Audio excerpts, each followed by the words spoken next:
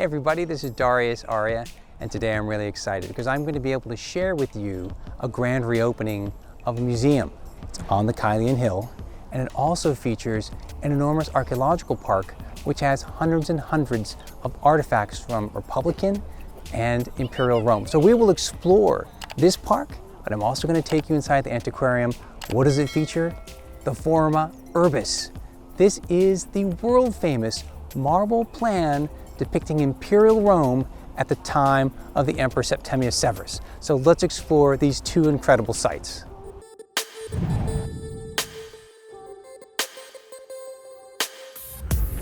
The assembly of the pieces is breathtaking, just staggering in terms of the amount of material they have here. And they have them arranged by the various different materials. So is it an architectural feature? Is it a sarcophagus? Is it public dedication? Is it, a large piece of architecture? And it's just the sheer volume of it is really, really impressive. And it's just really fun to come and explore because there are just so many inscriptions that are legible. There are so many stories that are told here. And actually coming down to the center, what I really like are these three cippi. So a kippus is a marker, and a kippus is designating an area. You do this here, this happened here. Well, these are the cippi of Rome that indicate the extent of that magical boundary line that protected Rome. The first one is created by Romulus, circumscribed around the Palatine Hill. But of course, as Rome was successful, certain generals and then emperors said, I have the right to extend the Pomerium. Here are three. This one is by Claudius. Then we have this one by Vespasian. And finally, we have one by Hadrian. And that, for you, should really underline just how important this collection is. That you have, not just choice or exemplary pieces that are giving us a bit of the history of ancient Rome. We have a multitude. We have multiple versions. And that underlines the depth of what you have available to you, open to the public. Anyone can walk through this park when it's open daily. So it's an extremely amazing opportunity that we have to explore the Caelian Hill, the antiquarium, and of course, the Forma Urbis plan. This is one of my favorite tombs in the entire collection of so much artwork, so much marble, so many tombs. But this one is the tomb of Galba, and it's actually been located on the Forma Urbis plan. And it was incredible because which Galba was this? Maybe the one in 144, the one in 108, we're not exactly sure. But it's from the family of the Galba, who is eventually going to be emperor in the year of the four emperors. You can see the fasces, you can see the tuff material of the tomb, and then you can see that travertine inscription. So I think it's a fascinating Republican tomb that we have so well preserved. We don't have that many this well preserved of people that were very famous in the Republic in the middle of the 2nd century BC or so. And we know exactly where it was located on the Forma Urbis.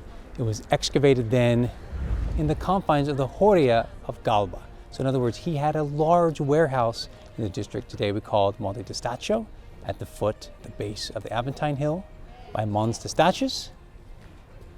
And we have the extent of that massive warehouse preserved on the Forma Urbis. We also have a little square incision telling us where the tomb was, and that tomb was excavated and eventually brought here and now on display in this beautiful park on the Caelian Hill at the foot of the terrace for the Temple of Claudius in the shadow of the Colosseum. You're coming into this archaeological park on the antiquarium of the Archeo. You're not just getting archaeological remains gathered here, tombstones, and statue bases and so forth. You're getting an archaeological site. So this wall right here in particular, look at the base of it.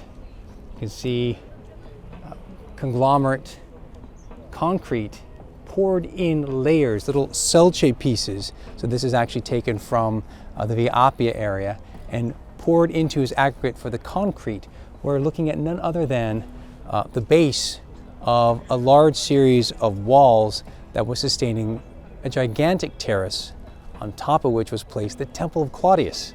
So we're actually getting a little bit, a little taste, a little tease of what was really a magnificent temple complex dedicated to Claudius the god. And then of course it took over a huge portion of the Caelian hill.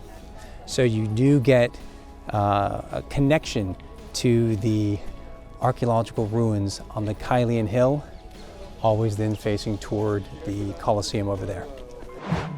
Now let's jump inside the new museum space, which is called the Museum of the Forma Urbis. We're going to discuss and learn what the Forma Urbis actually was. In this new space, we have the remains of an ancient marble plan of the city inserted into the floor, surrounded by the Noli plan, which dates to 1748, and it depicts the same extent of the ancient city, 3,300 acres. Now here we have a depiction of the wall where the original Forma Urbis was attached, and here we see it within the context of its original location inside the Forum of Peace, which was built by Vespasian, but rebuilt by the Emperor Septimius Severus. That's the time period in which we date the Forma Urbis. Maybe there was an earlier one, most probably there was. Here is a reconstruction of the Forum of Peace, and here is a reconstruction of the hall where the actual Forma Urbis was on display. We want to think of it as a public display of the grandeur of Rome, how big that city was. Of course, there would have been documents in paper. This was an accurate plan, and it occupies 150 slabs of marble originally on the wall, 42 by 59 feet. It was enormous, it was legible, and many of the great monuments were actually labeled. Here's a schematic that shows you those actual individual slabs of Proconnesian marble that were once affixed with metal clamps.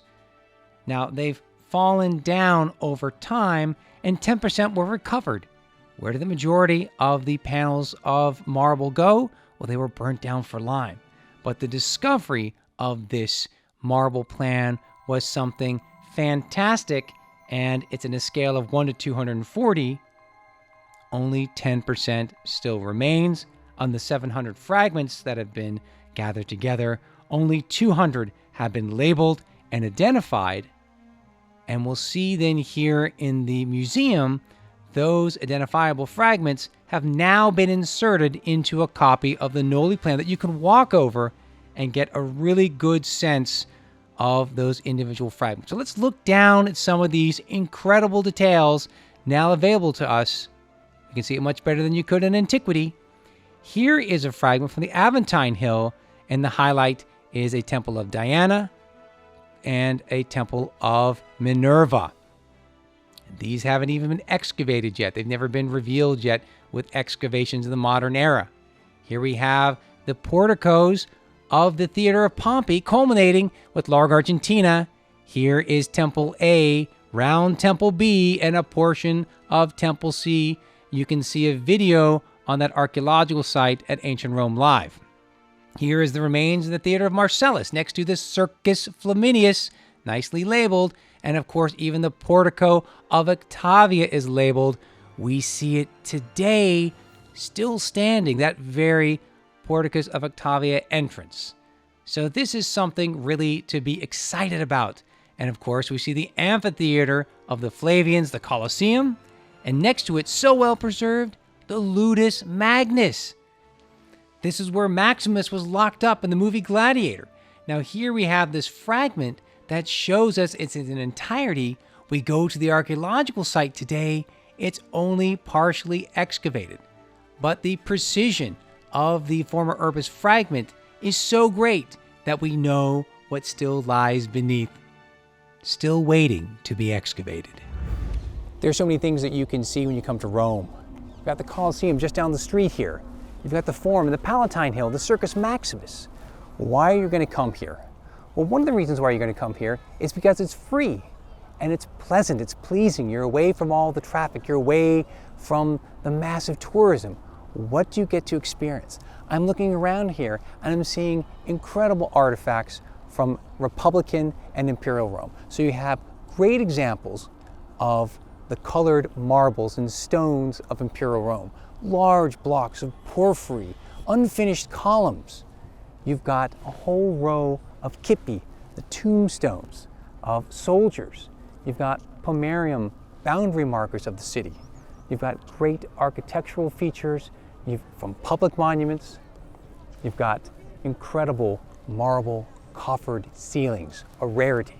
So as you walk around here, you're going to make new discoveries. You're going to learn a lot about Republican and Imperial Rome. We've got 2 pristine Republican tombs made of tuff. We know exactly where they're from.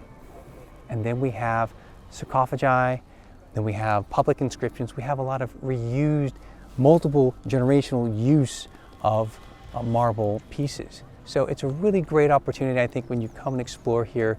It's pleasing, it's pleasant, and it gives you a new experience different from the crush of tourists over at the Colosseum. And then you're on the Caelian hill. You can walk up the street and visit the houses underneath the church of Santissimi Giovanni and Paolo. So I think it's just a great area to explore. It's a new place to familiarize yourself with you. It's just opened up. You really should put it on your list. And of course, take the stroll in the park here, but make sure you go into the antiquarium because you will see some incredible work.